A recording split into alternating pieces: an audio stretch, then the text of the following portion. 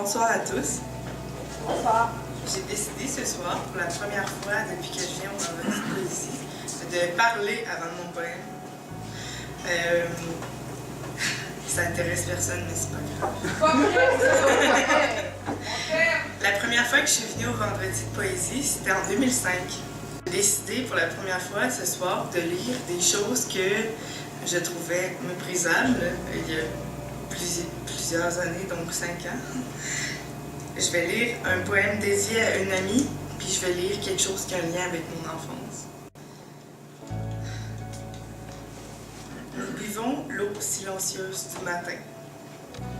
En robe de toile, nous laissons fleurir nos dos asséchés par la nuit. Dehors, la rumeur d'une rue apaise nos ventres creusés de plages brunes.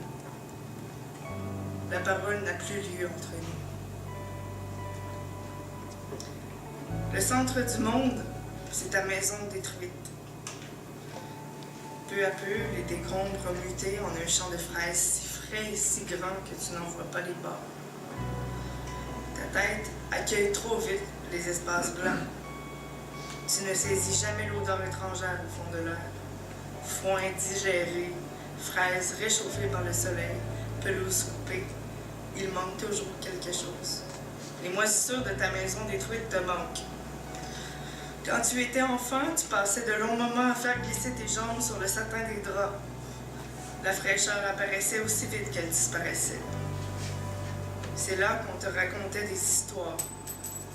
C'est là qu'on t'a appris à faire du champ de fraises ton perpétuel plan A. Au début, tu as cru au miracle, que tu pouvais penser à un cliché statique pour te sentir instantanément calme et en sécurité.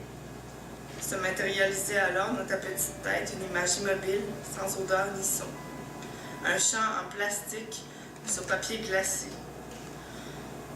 Tu ne te sentais pas mieux. Pire même, le vide en toi se creusait davantage. Tu as fini par oublier les fraises et le satin pour te concentrer sur ta maison. Sur ta maison qui était à cette époque bien intacte. C'était plus facile, lorsque le monde tournait trop vite, de te conforter dans l'imagerie mentale de ce lieu familier. Le vacarme du lave-vaisselle, le bruit caoutchouteux de la porte d'entrée, l'odeur piquante du pain rassis, le cuir brûlant des causeuses défoncées. Tu y revenais toujours de corps ou d'esprit car tu savais que ce lieu était bien réel. Le centre du monde, c'est ta maison détruite, là où doucement la poussière est retombée sur les fruits.